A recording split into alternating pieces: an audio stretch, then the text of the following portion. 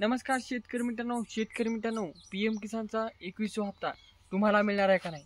कारण की शेतकरी मित्रांनो, जे काही तुम्हाला पैसे मिळणार आहेत त्या पैशाची बऱ्याचशा शेतकऱ्यांना मिळाले नाहीत आणि देशातील 60,000 शेतकरी या PM किसान योजनेतून अपात्र झालेले आहेत. त्यामुळे सांगत आहे, तुम्ही यामध्ये पात्र आहात का नाही या व्हिडिओमध्ये पाहून घ्या व त्याचबरोबर नेमका हा हप्ता कधी येणार आहे ते पण या व्हिडिओमध्ये सांगणार आहे. तर आता व्हिडिओला सुरुवात करतो, पण आधी नवीन असाल तर चॅनलला सबस्क्राईब करायचे विसरू नका. शेतकरी मित्रांनो, PM किसान वार्षिक लाभ तुम्हाला 6,000 रुपये देत असतो, पण केंद्र सरकार आता ते वार्षिक लाभ वाढवू शकते. कारण की मागेच जार काढल्यानुसार केंद्र सरकार PM किसान जे काही 6,000 वार्षिक लाभ देतो ते वाढून आता जास्त करण्याचा याचा विचार करीत आहे आणि शेतकऱ्यांना जास्त लाभ देण्याचा विचार करणार आहे. त्याचबरोबर शेतकरी मित्रांनो, देशाचे 60,000 शेतकरी अपात्र का झालेत? तर शेतकरी मित्रांनो, अपात्र होण्याचं कारण फक्त एकच आहे, ते म्हणजे की त्यांचे डॉक्युमेंट पूर्ण नसल्यामुळे व एकाच घरात 2-2 शेतकरी पात्र असल्यामुळे PM किसानच्या 21व्या हप्त्यामुळे बसून म्हणजे 20व्या हप्त्यापासून तर 21व्या पासून इथून पुढे तुम्हाला हप्ते मिळणार नाहीत. आता यामध्ये काय काय अडचणी असणार ते पाहून घ्या. समजा पहिले आसन आधार कार्ड बँकला लिंक पाहिजे. त्यानंतर तुमची लँडची प्रॉब्लेम दुरुस्त पाहिजे.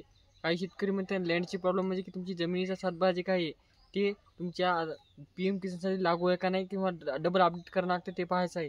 त्यानंतर शेतकरी मित्रांनो, बऱ्याचशा शेतकऱ्यांची फार्मा आय डी काढलेली नाही, कारण की फार्मा आय डी बंधनकारक करण्यात आलेली आहे PM किसानसाठी आणि इतर योजनेसाठी बी. नमो शेतकरी असो, PM किसान असो किंवा पीक विमा असो, प्रत्येक योजनेसाठी फार्मा आय डी महत्त्वाची आहे.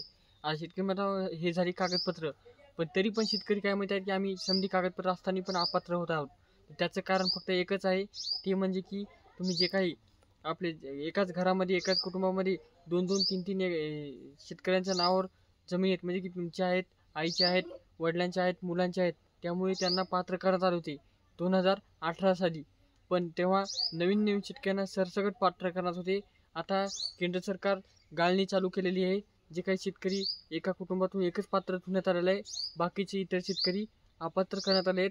त्यामध्ये बी महिला शेतकऱ्यांनाच पात्र करण्यात आलेले आहे. पुरुष शेतकऱ्यांना अपात्र करीत आहेत, कारण की ते कुटुंबाचा आधार म्हणून सांगण्यात येत आहे. तर शेतकरी मित्रांनो, यामुळे शेतकऱ्यांची नावं कमी होत आहेत. 60,000 शेतकऱ्यांची नावं कमी झालेली आहेत. आता तुम्हाला 21वा हप्ता जर तुम्ही अपात्र असाल किंवा हे कागद कमी असताल तर तुम्ही कागद पूर्ण करा आणि हे 21व्या हप्त्यासाठी पात्र व्हा. भेटूया नेक्स्ट व्हिडिओ, पण त्याआधी एकदा सांगतो 21वा हप्ता कधी मिळणार आहे.